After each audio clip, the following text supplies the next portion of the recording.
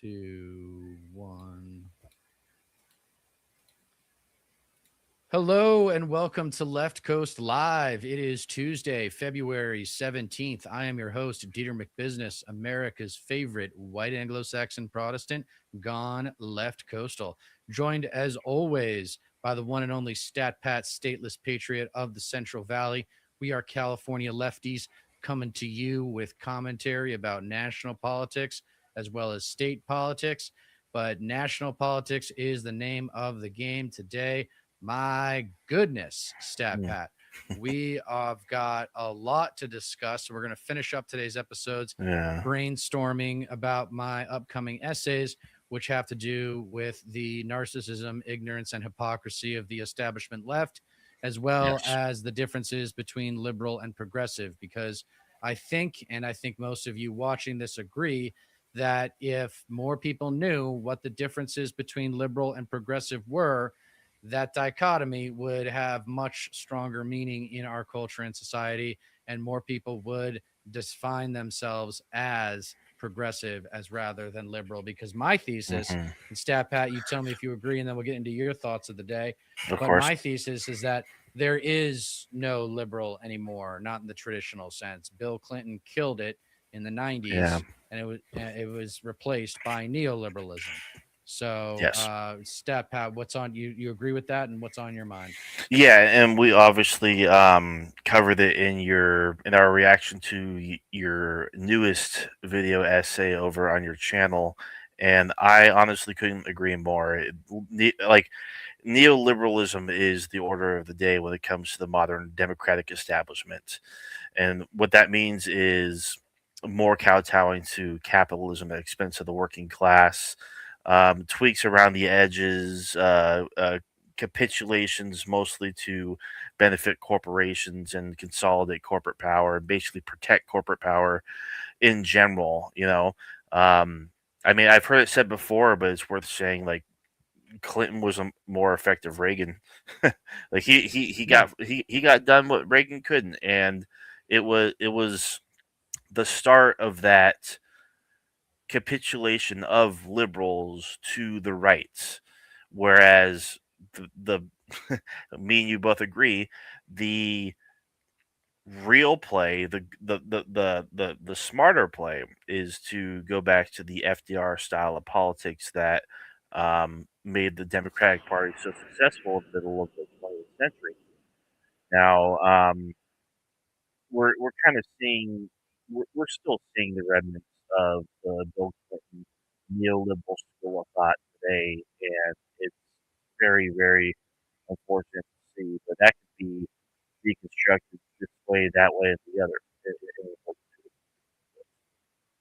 Well, the fact is that people don't know what the actual ideological breakdown of the Democratic Party is, Oh, no kidding. because they have so many progressives going in and out of that party on a daily basis, because there's no consistency to the Democratic Party's long-term vision for the country. Exactly. There's just overlapping, contradictory messages about how, if you work hard enough, you can get rich, and the Democratic Party is going to help you. That's the neoliberal message. Whereas the progressive, big change, FDR style message is that we're going to give you what the basic needs so you can live a happy life, even if you don't care about making $25 million. Like, not everybody cares about becoming a millionaire. So the contradiction of the Democratic Party's image versus its existence and what it has actually served, the interest that it has served over the last 32 years, is as stark as any B high school student can go out and read on their own and figure out how we got here. That's the whole premise of my show. Is I'm not giving you any insight that you wouldn't be able to find on your own. It's that I have spent a lifetime thinking about these problems, obsessing over the unfairness that defines America's economy. It's just not fair. And if you get people to start there, that it not being fair, and then you get them into a place of like, well, it used to be a lot more fair than it was. We were on a trajectory for things becoming way more equitable, and we fell off it. Yeah, and it's almost it is by design, for a multitude of reasons. But today I was just thinking just how absurd it is that our nation operates the way it does, especially in terms of the electoral system overall. Like, take for example, the fact that our country was founded, with you got the House, you got the Senate, and of course the executive branch. The fact that the Senate is made up of only two senators from each state, and there's 50 states, obviously, and yet Wyoming only has a population of like 500,000. They get two senators. Meanwhile, Right. California, with their 39 million people in there, they only get two senators as well. It's an entirely lopsided system that Yes. inherently benefits the Republicans. Like, Yes. and there's no getting around that. It's entirely unfair, like you said, and that's putting aside the financial system, capitalism in general, and how everything is centered around catering to the millionaire and billionaire class. Um, so AOC was in Berlin showing off her foreign policy chops or lack thereof.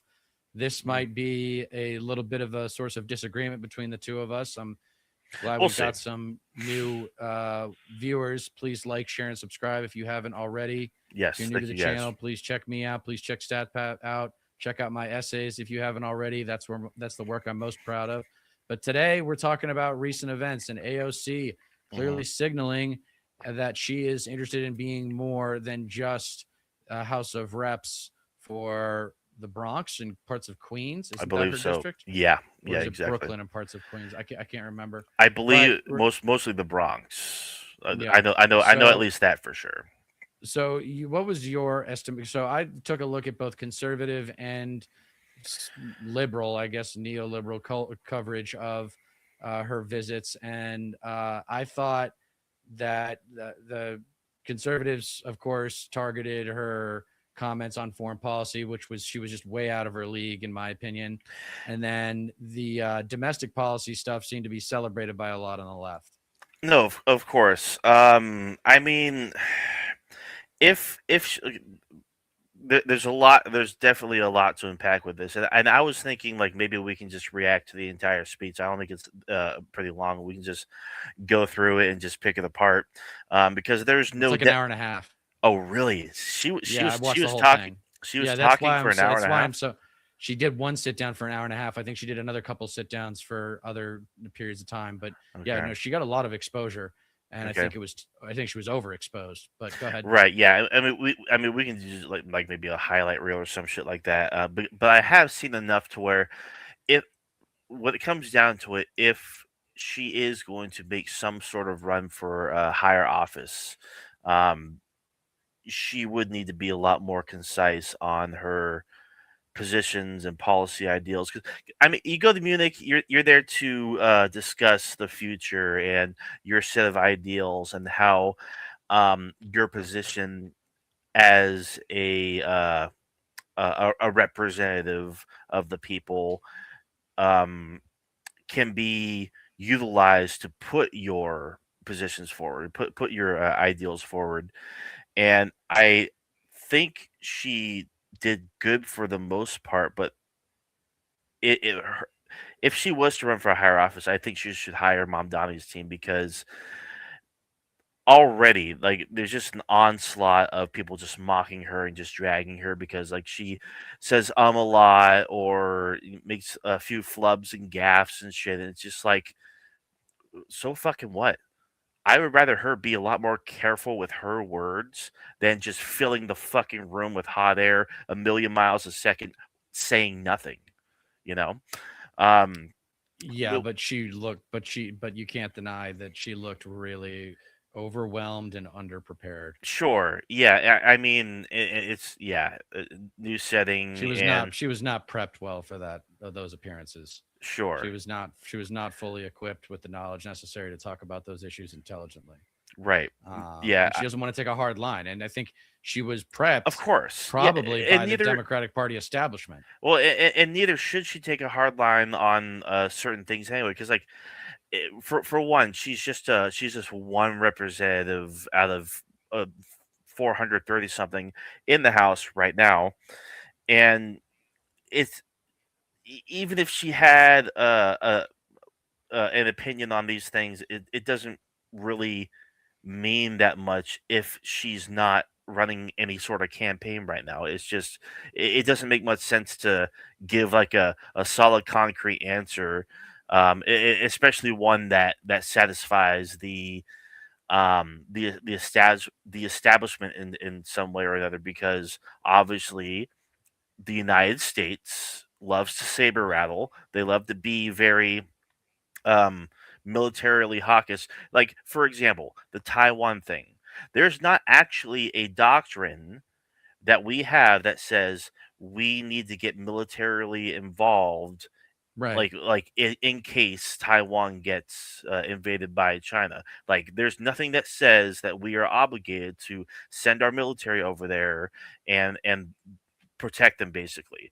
So like this idea that like because she's not an interventionist.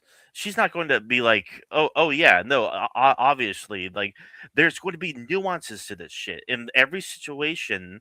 Um, it's just that one situation alone. Taiwan could like unfold in a variety of different ways. You never know until it's actually happening what the best way forward is handling something like that to begin with. So I think eh, and to wrap a bow on this, I think when it comes to AOC, or I mean any progressive Democrats in general, they are held under a microscope, so to speak, by a lot, like basically the entire political spectrum for one reason or another, and they will like I've noticed this with people on the right and people of the left and even more liberal Democrat types.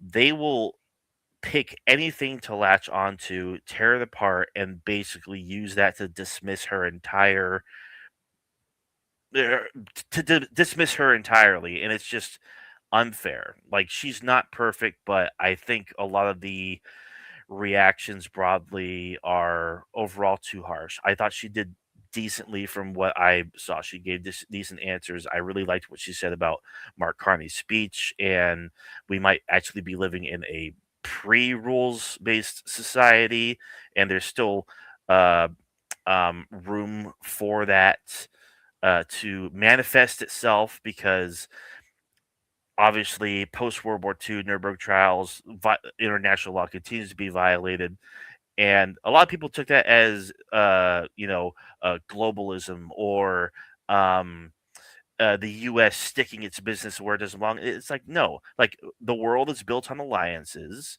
and if you have strong alliances, strong trade partnerships, military partnerships, whatever, the world is generally a much more stable and safe place, especially if everyone's abiding by the same set of principles, by the same set of rules and shit. That's I know I went on a little bit there, No, but it's good. that's No, I yeah. mean, I think you make valid points about the way Mhm. people are criticizing her, but it's just when you're as good looking as she is, and when you're as politically hot as she is, like, Yeah, she's really and popular but still. she's really popular. It's disappointing. I don't Of think course. audiences can help but be disappointed by her performance, where it's just like, oh wow, she's really got a lot to learn about foreign policy. The biggest criticisms of her that I've heard, that I completely agree with, is she needs to be a lot more confident. A lot Yeah, more but she's not confident. confident because she doesn't have the knowledge stat pad, because she hasn't done the homework Well, herself. She's relied on briefings. sure. Yeah, yeah. I do think if she didn't try to play I what's to everybody's sensibilities, like she comes across like she wants to please every crowd, and Boom. that's just not. Yeah, that's just Boom. not. That's just not Boom. like. Boom. It's not There gonna it happen. is. Yeah. There it is. There's the fucking problem. There is the Yeah. personality. This is the personality Yeah. problem with lefty political leaders Hmm. is they very often, not always, but very often Yeah. are preoccupied with getting you to like them Hmm. as opposed to ensuring that you respect them. You Yeah. think people liked Dick Nixon in 1968? You think people liked him? No.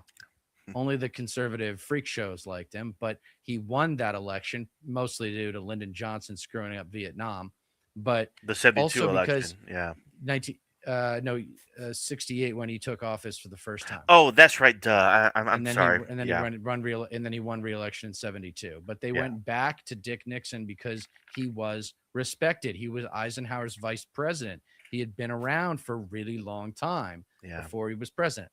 I hate Dick Nixon. You Yeah. should hate Dick Nixon too. Everybody should. He did like three good things when he was in office. He ended conscription, he got us out of Vietnam, and he started the Environmental Yeah. Protection Yep. Agency. Hmm. A lot of people don't remember. So Yep. even as someone as messed up as Nixon did some good things, he also notified foreign governments before he resigned so that they knew that there was going to be a transition in power. Like the guy respected the power. I don't know if he respected the office. You can't really say that given what he did, but he respected the power. Hmm. And that's the thing is on the left is you have to have a personality that the American public believes can handle the pressure of the power, the Yeah. pressure of the office. And I got to tell you right now, man, just based on public appearance and vibe, AOC looks like she's a ways away from being ready for the White House. Yeah. I agree. Like a million ways to If ever. Sunday. Well, I mean, it'll definitely take a whole lot more time. Like I don't like if anything, she should not remain stagnant for damn sure. No, she Um, should go after Schumer, but that's not for a yes, while, unfortunately. She right, should have already yeah, gone after him. yeah. I mean, if I don't doubt that she wants to go big, like she wants to just be like, fuck it, we're in an entirely new era of politics. Anything can happen. We're like it's been an insane past decade. Why the fuck not? That's probably her thought process. I wouldn't be surprised if she ran in 2028, even though she should be taking Chuck Schumer's seat. But in the event that she does run in the primary, she will at the very least, pull the Overton window to the left, keep the conversation to the left, and hopefully expose the frauds that she'd be running against in the party.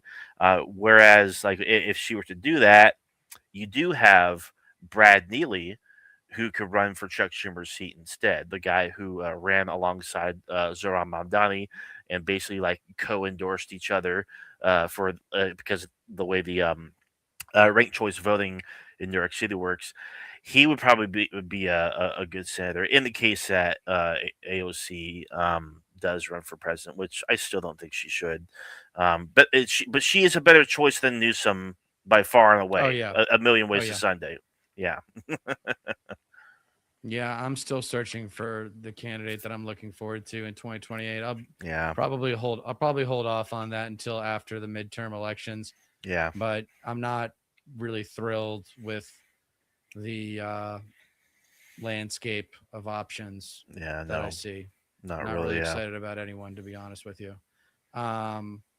So I saw a video from Kyle Kalinske today on John Fetterman talking about how he still respects Trump and MAGA. And I guess this guy's convinced that he cannot hold on to his seat without the support of the MAGA trash in Pennsylvania, which yeah, seems pretty fucking selfish, even if that were true.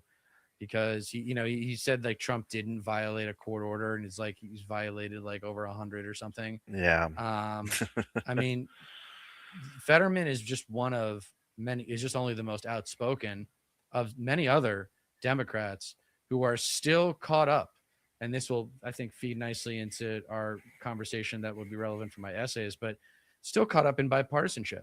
Yes. They're still caught up in bipartisanship. They still think that bipartisanship is going to actually yield a better America when it has done nothing but hurt us Hmm. since really the 80s.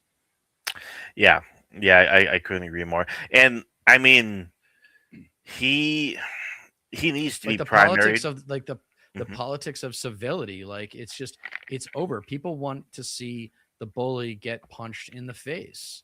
Yeah. And if you're not ready to be a clenched fist of a Democratic Party primary nominee, then get out of the way. Get Yeah. out of the damn way. Right. And not to mention, I do think, I mean, he should, Fetterman should definitely be primary. It's not surprising at all that he is, you know, he made the switch. He made the, he, he went back on his progressive campaign roots, I guess you could say. And Yes. now, of course, he has to try to appeal more broadly to the right, so he can pick up Republican votes, because he's lost probably pretty much all the votes that got him that Senate seat in the first place. So, if there's anybody in Pennsylvania that want to run for Senate, maybe preferably someone from the DSA, uh, take Fetterman's seat. Fuck him. I think he's up for reelection in 2028. Yeah, he's up in 2028. So is Schumer. I So thought, yeah, that's right. I thought he was. I thought he was up for reelection this year. I don't know why. no, he's up for reelection in 2028. That's right. I Um, remember now. That's right. Yeah. but yeah, it's just surprising to me to still see people in the Democratic Party just not getting the message from the polls of just like they want you to be partisan as hell. They Yeah. The American public wants you to tear them down and to fight back, Bingo. even if it's only with your words. And that's kind of where my essays are headed towards, which is how to talk shit to the bully. Yeah. You know, the ad hominem attacks are coming, and we're not going to apologize for them because, yeah, your politics in this day and age are an indication of your character, as far Yeah. as I'm concerned. Like your quality of your humanity is influenced or revealed, I should say, by your politics. Yeah. There is no hiding anymore. If you are a conservative in today's world, you are the problem. Yes. You are an agent of evil. Evil only has power if it has agents to execute its agenda. And Right. every conservative politician is obviously an agent of evil. But the people that are supporting this is the big jump that I think a lot of centrist moderates and progressives, even who don't want to think ill of their common man, have made is so are the voters. So are the voters. Yeah. Like the Or voters at the are very least, complicit. They're complicit. complicit or indifferent. Yep. Yeah. Or just straight up ignorant. Like, eh, for example, people who talk about voter ID and how we need to pass the Save Act so that way, blah blah blah. It's just like a few big issues with that. For one, voter fraud is a negligible issue. It's like it accounts for like 0.0001% of votes that are actually cast and counted in elections constantly. In each election, you can go back multiple elections, and it's never an actual fucking problem. For two, if you are requiring people to have multiple ideas, not just multiple ideas, but like proof of citizenship, that costs money, and some people don't even have driver's licenses, and a driver's license alone is not enough. Sometimes a passport alone is not enough. Right. So you would need to go out and buy proper documentation, or hopefully Just to be able to vote. Yeah. hopefully you have your birth certificate too. But like these things alone, even if you don't pay for them outright, or if you already have them, like if you do have to pay for them and the state's not providing them, that is a poll tax. According to the Constitution, that is, Illegal. yeah, that's not allowed. So even if it's, I mean, the SAVE Act is actually passed multiple times in the House, and it just did again. It's very, very likely not going to get through the Senate. And if it does, of course, Trump's going to sign it into law, and then immediately the courts are going to have their say in that, and it would be strike down immediately. Who knows how soon it would be, but it's just doomed to fail. It's this thing where if the if Republican voters, but voters in general who don't know any better, they're median voters, they'll actually research these issues. If they just didn't take the word of the pundits that they're following, who regurgitate this shit, and actually look into the legitimacy of voter ID, what it means, and how it does conflict with the Constitution, then like maybe they would have their fucking mind changed. But it's become so pervasive in Republican dogma at this point. It's like, oh yeah, that's like um one of the factors of being a Republican. You have to believe this certain thing. You have to advocate for this certain thing. It's fundamental to being, even though it's unconstitutional. Shocker, for fuck's sake. Yeah, I'm not surprised that they're going that route. Yeah, It's just they just don't care about yeah. democracy. They just want to win. It's indifference. It's ignorance. It's whatever word you used earlier. There's another one I forgot. Yeah, Good well, place to see. the theme of my next essay is I struggling with the title a lot. Hmm. The left's narcissism, the double-edged sword of equality, like we've talked about before, where the left or a lot of people on the left care more about the means by which we achieve change as opposed to just winning. Hmm. Um, and so I've come along. My current title is The Narcissism, Ignorance, and Hypocrisy of the Establishment Left. So, with Hmm. the most recent essay that I just did, I laid out the three umbrellas: the conservative capitalist umbrella, the neoliberal incrementalist umbrella, and then the progressive umbrella. Now I'm going to have to I'm going to do an episode called Liberal versus Progressive and FDR's Second Bill of Rights. That'll be all about our platform and what we stand for. So that'll Hmm. be defining what progressive pragmatism is. But Yes. then I think either before or after that, I haven't decided yet. I'm going to do this one: the narcissism, ignorance, and hypocrisy of the establishment left. So Hmm. here's the narcissism, ignorance, and hypocrisy. Okay.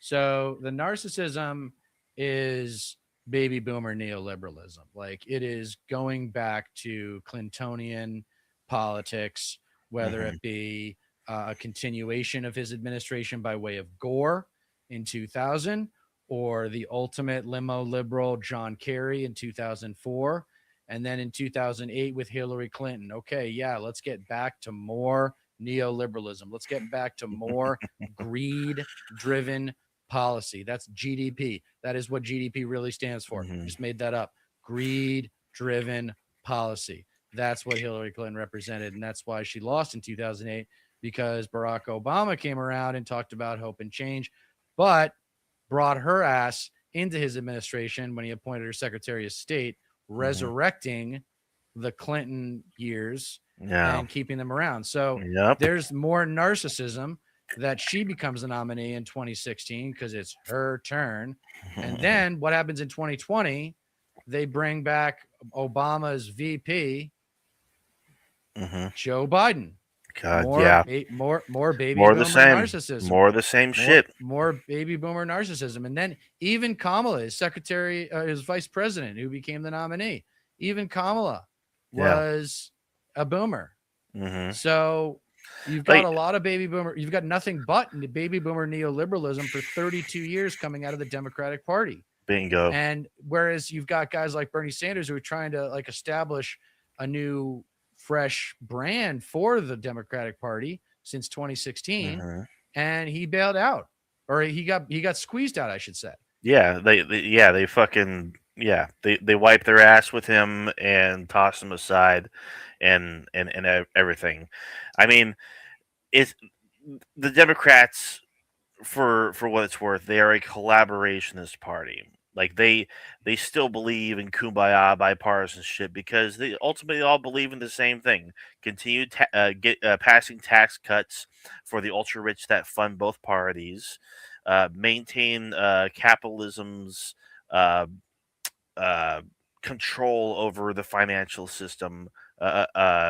Greed is the number one virtue that these people serve. It's been pervasive for decades and decades and decades now, and people are pissed. Like even now, like um, this ties into the title of my stream today for tonight's episode. You in fact do not have to nominate Gavin Newsom Right. because he just represents that same exact school of fucking thought.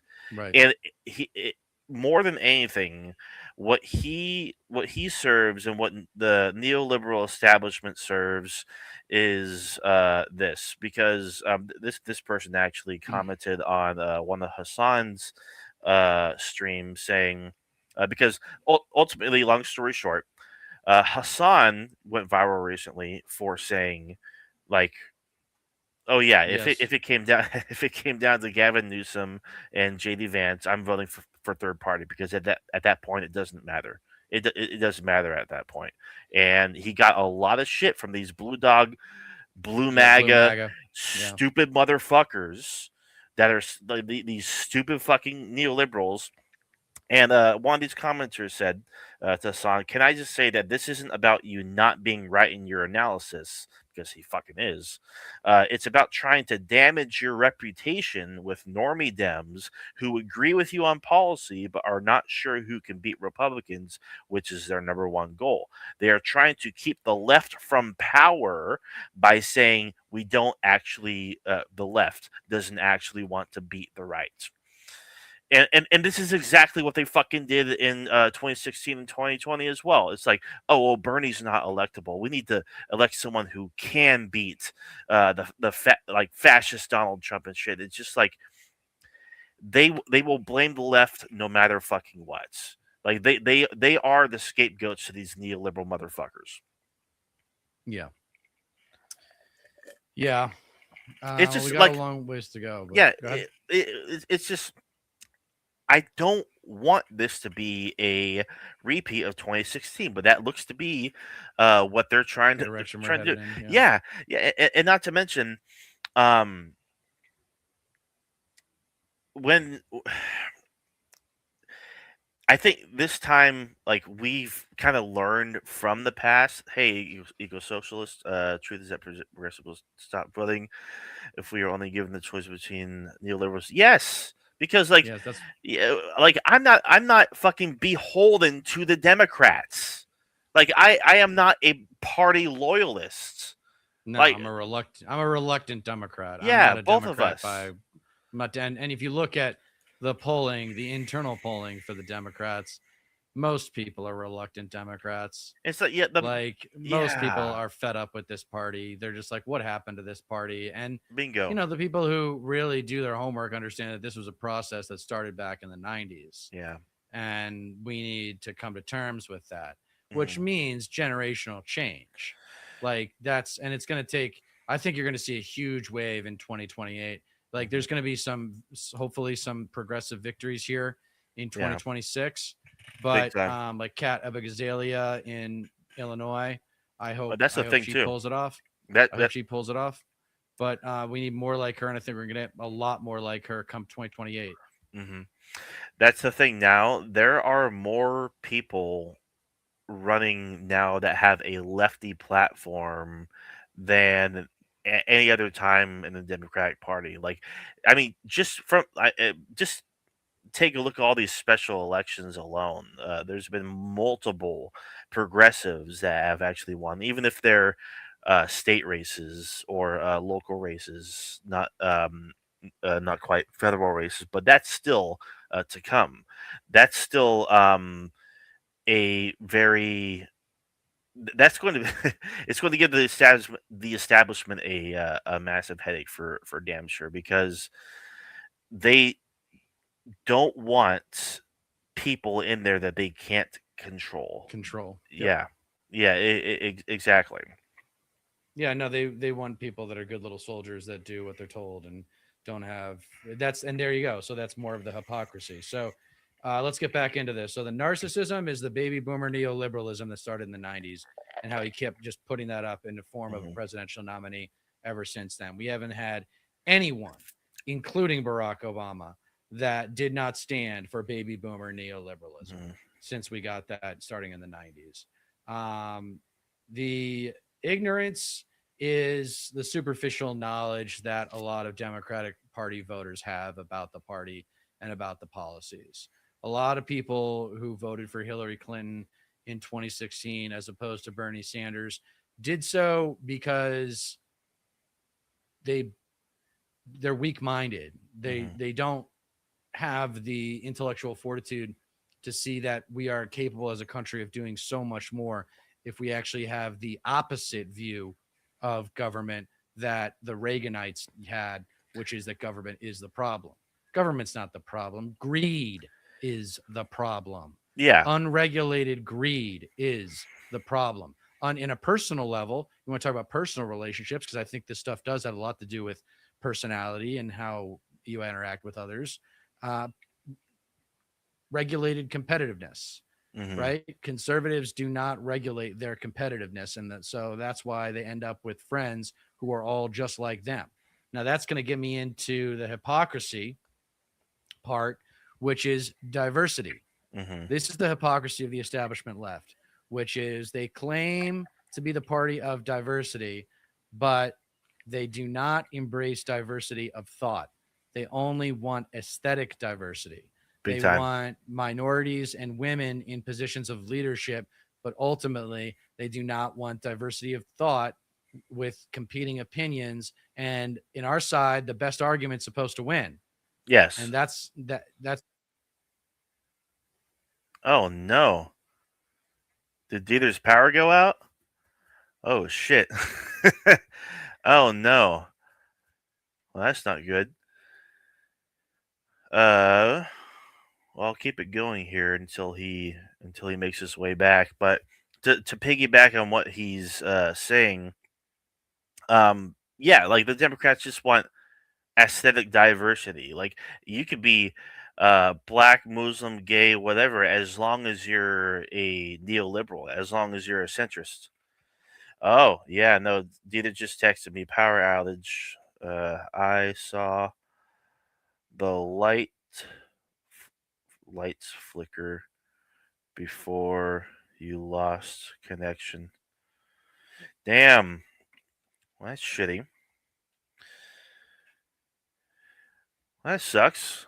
Well, I guess I can just keep it going here for a little bit longer. I'm sure he'll probably like join the stream on his phone, possibly, maybe, perhaps. Um, yeah. So it really upset me seeing like the same exact arguments being trot out, um, that we saw for 2020 and 2016, against Bernie Sanders and against progressives in general, because they they obviously they challenge the status quo. And okay, Dieter says he'll get back on as soon as he can. And a lot of the people who are basically Democratic Party cheerleaders, like literally party loyalists, vote blue no matter who, blue MAGA as it were. They just either can't comprehend, or they can't comprehend the fact that like people just don't fall in line. And that's the case. Like there's this notion, there's this just idea that everybody's just like, at least establishment Democrats have just all, excuse me, I guess, agreed upon this unspoken, I guess, anointing of Gavin Newsom. He's going to be the next one for whatever reason. I don't fucking know. I really don't know. I really don't understand his appeal. Um, And if you aren't on board with that, if you aren't in line with that, then you are you're a Republican or you're helping the Republicans, which is fucking silly. It's fucking stupid. 'Cause here's the thing: if it did come down, just we're doing a hypothetical here. If it did come down to Gavin Newsom versus JD Vance, I fail to see a significant difference in the way that either one would govern, especially if Democrats took both the House and Senate by 2028. And I say that because I have not been convinced whatsoever that Gavin Newsom is power's back. Still waiting to get internet back. Okay, no problem, Dieter. Gavin Newsom, I am not convinced that Gavin Newsom in any way would govern in a way that actually benefits people. He would probably fix a few of the things that Trump did, like maybe reestablish the Department of Education, give people back their government jobs, which, yeah, fine, sure, that whatever. But the the deep damage that Trump has done, tarnished Check our. 1 2. Hey, there he is. Hey, perfect, How are perfect, you? perfect. Good. Just ranting about Gavin Newsom. Just to finish my thought, if Gavin Newsom got into power, I am not convinced that he would actually fix a lot of the issues that um that Trump caused, because some of the problems that Trump has caused are so deep rooted they would take years and years to fix, especially when it comes to the economy, especially when it comes to trade, because Trump has forever tarnished our position in the world, the way that our allies, or at this point maybe even once allies, viewed us. They cannot trust us anymore. We have lost all our credibility. And like, who the fuck is what is Gavin Newsom? Who is he? What does he actually stand for? What would he actually do to reverse the damage caused by him? Would he actually pursue everybody in his administration? Would he actually throw some people in jail? I'm not convinced of that whatsoever, because Biden didn't, Merrick Garland didn't. They fucking Right. sat on their fucking hands and went over and went after small fry rather than taking down Trump themselves. Like, actually, like, I get it. Like, and this is the brain rot of institutionalism as well. Kamala Harris and Joe Biden respecting agencies, so to speak, and which is totally fine. Like, yeah, the DOJ should not be weaponized as like an arm of the executive branch like Trump is doing now. So going weaponizing the DOJ to go after Donald Trump, it was like that wouldn't look good, even though the fucking right wing said that that's what he was doing anyway. So it's like, it's no matter what you do, like, you're damned if you do, you damned if you don't. So it's like, I just want someone to get in there and fight and actually hold everybody in this administration accountable. It's like JD Vance. I mean, yeah, he'd just be more of the same, but he's not very fucking popular, and he'd be held accountable by fucking a Democrat-led House and Senate. So it's like it's like Bush versus Gore all over again. However, in retrospect, you can say, like, yeah, Gore should have been president instead. And like,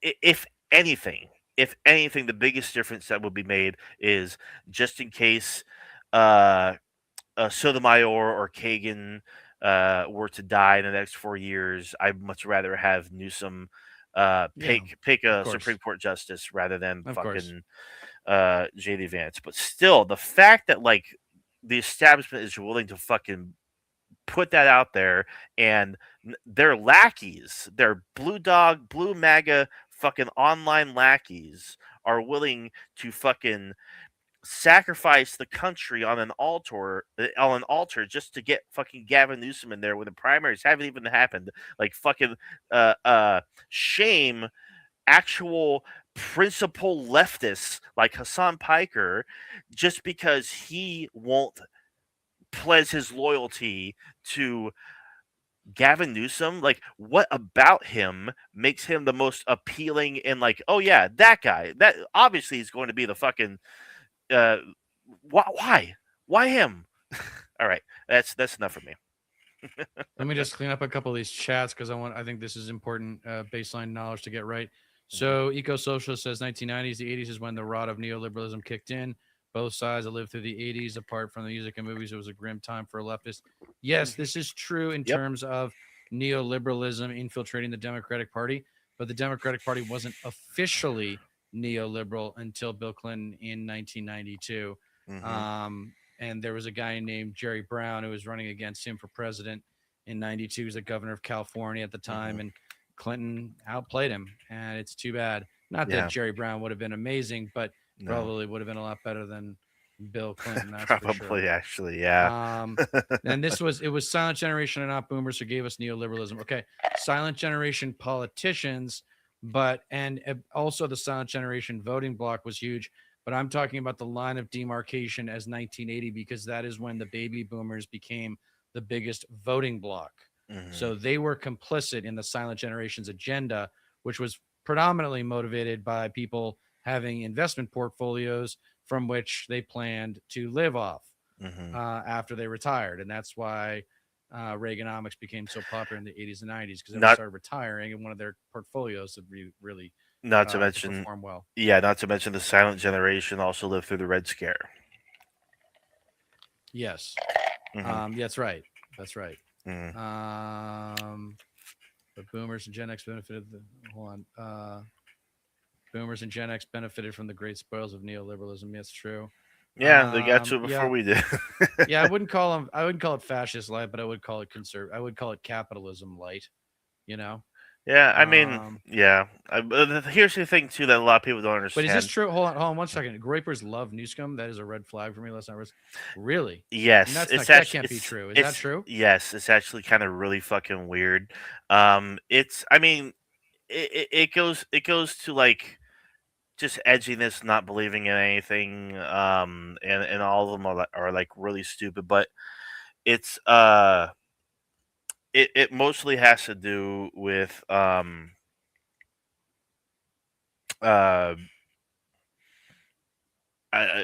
guess projecting onto him what they personally believe, you know, just because Newsom's that fucking empty of a person, I guess you could say. Interesting. Yeah. I don't know too much about it, but this is the most important thing, that Newsom vetoed a universal health care and a wealth tax. Yes. So that automatically DQs him from yes, 100%. Like, how can you not be for, it's just ridiculous. Yes, and this was actually going to say too. It's like he will throw any demographic or group under the bus if he thinks it'll curry him more favor with voters and shit. Like, I can't get over how I've only seen clips, but the fact that he just let Ben Shapiro walk all over him when he had him on his show, Gavin Newsom's podcast and shit. Yeah, just like ridiculous. Yeah, he is 100% willing to cede any and all ground like that he could. Just to get someone to like him. Yes, just for the sake of power, because he doesn't have any principles. Has he called MAGA fascism? Like, there's going to be a litmus test, which I don't think these nominees. Yeah, I don't think they're realizing that the litmus test is coming. And question number 1 is going to be, do you think MAGA is fascism? And if your answer is no, then you're DQ'd. And then secondly, for the DSA crowd, the question is going to be, is Israel committing genocide? And if your answer is no, or anything remotely qualified, then you're out. Yeah. So I think that, those two issues of just fascism is here, we're at war, we need to counterattack, and then Israel's committing genocide and has way too much influence. I think. Yeah. whoever says that I'm going to destroy APAC has got my vote. Not only got my vote, got my time. I'll volunteer for them. Yes, 100%. Like, w- if yeah, Gavin Newsom kind of has the kind of the same problem that we were talking about earlier that AOC has. Like, she's trying to like make everybody from every side like her in some way. Gavin Newsom does that too, except when it comes to the left. Like, he doesn't give a fuck Right. about like if leftists like him or not. You know, he's not a working class guy. He doesn't care about fucking unions. Obviously, he's opposed to a wealth tax. He and Rokon have butted heads about that. Um, fucking like because that's who he serves. He serves the billionaire class. He serves the oligarchs, the big tech companies, just like fucking JD Vance does. Fucking Gavin Newsom bragged about having a direct line to big tech CEOs. Like I guess they have like special cell phones or something like that that he handed out to each of them, and all these big tech and AI companies and whatnot, all throughout Silicon Valley and shit. All of them that are actually based in California, because fucking he just wants to do them all favors. Right. That's right, Groove Dragon. That's absolutely right. One of our watchers from the vertical feed, which is going on. For those of you who haven't, please like, share, and subscribe us. So you got two It's different both feeds me and going. StatPat. Yeah, there's if they come either the Uh oh, breaking up a little bit. It is quite stormy here in California. internet Oh, feed or the oh no, did I lose you? I'm oh, you did for a little bit, yeah. Yeah. This storm's been crazy. I guess it's supposed to get like very low snow in like a couple days, as low as like 1,000 feet. It's crazy. It's been cold. Um, but yeah. So you have two separate streams going on your channel at the same time. One's vertical and one's horizontal. yeah, that's right. Interesting. Yeah, because like on my end, because like obviously you tuned into my stream, but like I got the horizontal on one side, vertical on the other. Very very interesting. I I wouldn't mind this being the normal format. It'll especially make cutting up shorts really good. Yeah, it'll make it a little bit easier. Plus, I think for some reason the vertical feed gets a lot of new viewers. Yeah, I it's know a weird, right? buddy of mine that got like a bunch of new viewers because of the vertical feed. Interesting. Yeah, no. Yeah. I don't know. I think because everybody like it's like the TikTokification of social media and whatnot. Everything's filmed vertically, and that's how people like naturally hold their phones and shit. So it it's probably more likely to pop up in algorithms because that's just how a lot of it is actually curated nowadays. I mean, even take Instagram Reels and Facebook Reels for example. Like they're the exact same thing. Um. So back to my draft here, my essay, my notes um for this Upcoming essay. upcoming essay about Mhm. narcissism, ignorance, and hypocrisy on the left. We talked about how there's a hypocrisy and diversity, how it's only skin deep. Yeah, We and talked about I how actually touched on there's that a little bit while good. you were while the power went out. I touched on that when uh you cut out for a little bit. It really is. It is skin deep because like you can have diversity in the Democratic Party. Like you could be black, Muslim, gay, trans, whatever. As long as you are a corporate centrist or a neoliberal and you toe the party line, never cross party leadership, never stray from never stray from the status quo. You know, do what the donors say. Mhm. Don't upset the lobbyists. You know, can't have Right. that kind. Can't have diversity of opinion too much.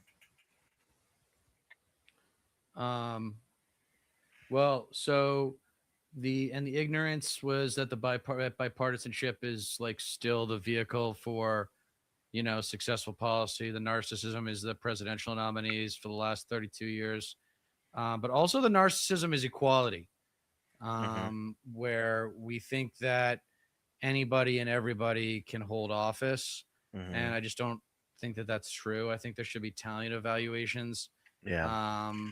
And there should be kind of some sort of honest mediator for what people's future is supposed to be like.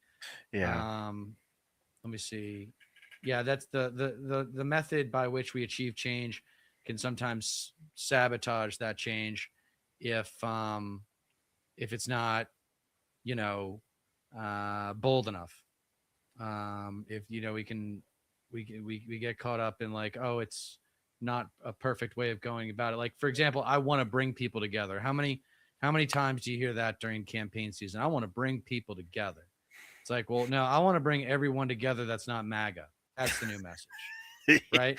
Yes. Like, no, it's not. The I want to work with the exclusionary, other like, side. yeah. I want to find compromise. It's like, no, I want to crush the other side. I want to make the other side irrelevant. I want to make them Yes. regret Like, running for office. honestly, what is the harm in saying, "Oh yeah, I want to bring people together except MAGA"? Like, I don't want Yeah. anything to do with MAGA. I don't want MAGA to do anything with me because you know that they're not going to vote for you. You know that they're not Right. like they are so fucking helplessly brainwashed. They don't know their fucking ass from a hole in the ground. Like they see that you're a Democrat. They see that there's a fucking D next to your name. Like you are a fucking radical communist. You're an enemy, and they want fucking absolutely nothing to do with you. Like you are automatically a target for their ire. You know, and the bullshit AI slop fake generated shit that plagues their feeds that they see every goddamn day. Their algorithms are curated for them to hate you. Right. Yeah, But it's they it's don't know like that. no, they have no fucking idea. They have no fucking idea. It's crazy. So it's like Democrats should like. I mean, there's no harm in being like MAGA needs to go away. I want nothing to do with them. If you were once a supporter of Trump, you need to sit down, shut up, and listen. You need to understand like this is the way we do things over here. We're not going to cater to extremists. We're not going to cater to ignorance. Uh, Evidence and facts are on our side, and we can demonstrate that we actually care about building a better future for America. We actually do want to fight against the elements, even within our own party, that thrive on stagnation, that don't emphasize building up labor in the working class. We want like we on the progressive left actually want to help you. We want to make your life improve, you know. Well, oh, here we go. This is what drove me nuts about. I am so sick of campaigns running on vibes, using celebrities while ignoring actual policies. Look at you, Kamala. Yeah. Yeah, If you watch my video on I the think election, and Hillary. then you'll see me talk about a lot about that. How she was doing events with Liz Cheney, and I mean that's what died in 2024 was bipartisanship. The prospect of effective bipartisanship is officially dead because that's what Kamala's entire campaign was. I've met a few Christian nationalists who turned on Trump after the Epstein files release, but for each one, I know 10 more that let it slide. Yeah, here's the thing, here, Christopher. Yeah. That this is the point. This is the point. I mean, it's about time. I don't care. I don't care what they say now. The triple Trumpers I'm talking about. Mm-hmm. Okay, I don't care what they say now, or even during the midterms, or 2 years from now, or whatever. Okay, the triple Trumpers will find a way back to the GOP. They always do. Okay. I was talking with someone who's a fan of another YouTube show, part of that community, and she was talking about how her working class friends are having moments of clarity. And I'm like, well, are they triple Trumpers? And she's like, yeah. And I'm like, well, those moments of clarity won't last then. They're going to find a way back to the GOP. They'll be like, oh, it's JD Vance this time. It's not Trump. It's new and improved. They will find a way back. It's the same shit. Yeah, he's just like a diet Trump. Like he doesn't just another fucking empty vessel for fucking big tech oligarchs and Project 2025.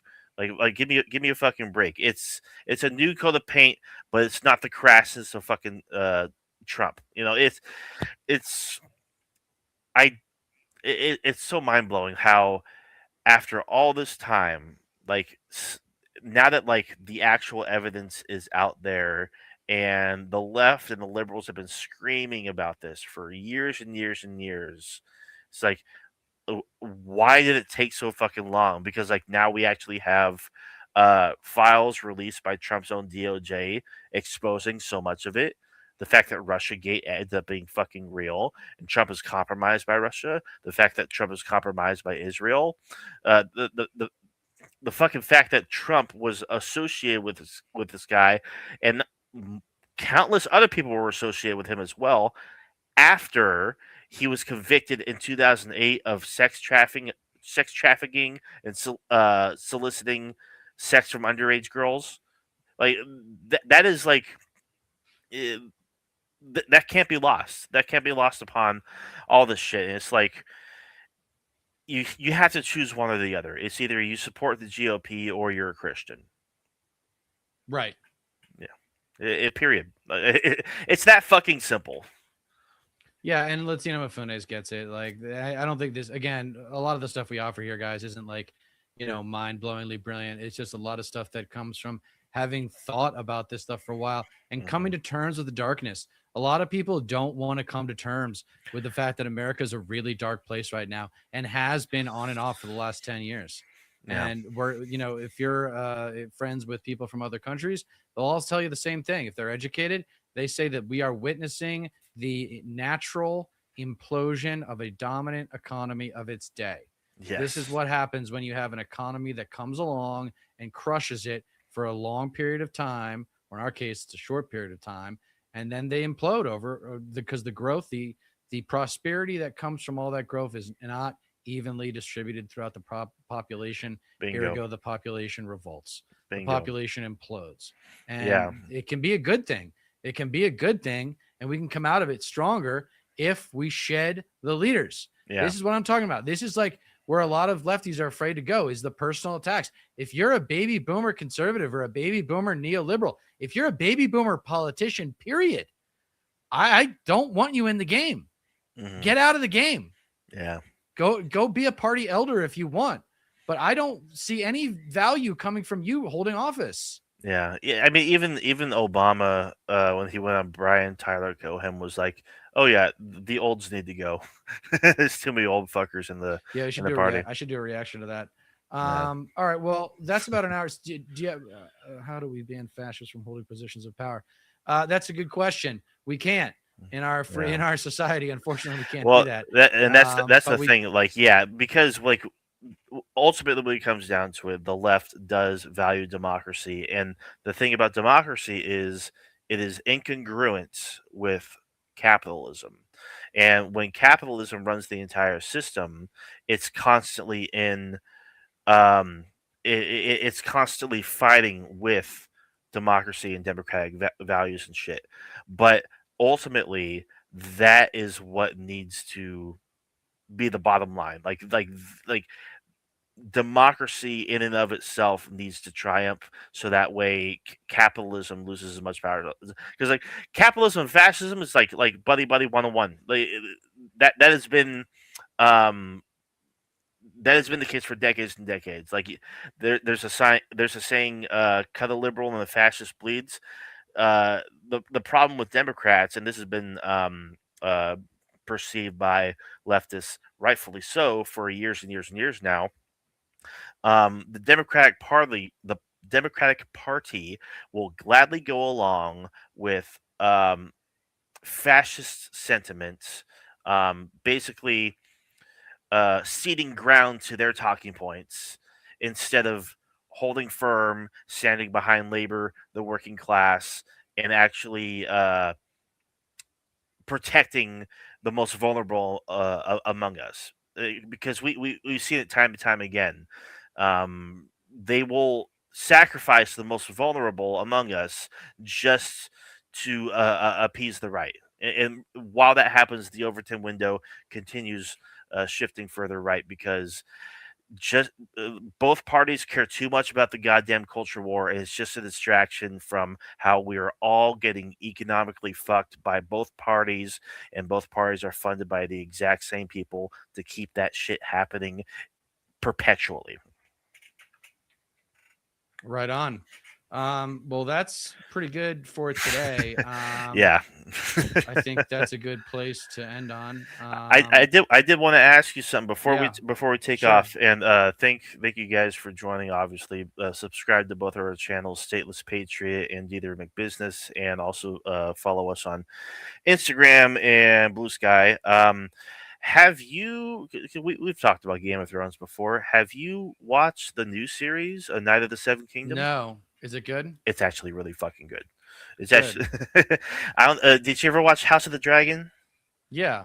Okay, it's better than that. There's only Wow. yeah, we're only 5 episodes in, and already it feels like more like Game of Thrones than House of the Dragon does. Nice. Well, Like, House of the Dragon was just like, oh, dragons are everywhere. Yay.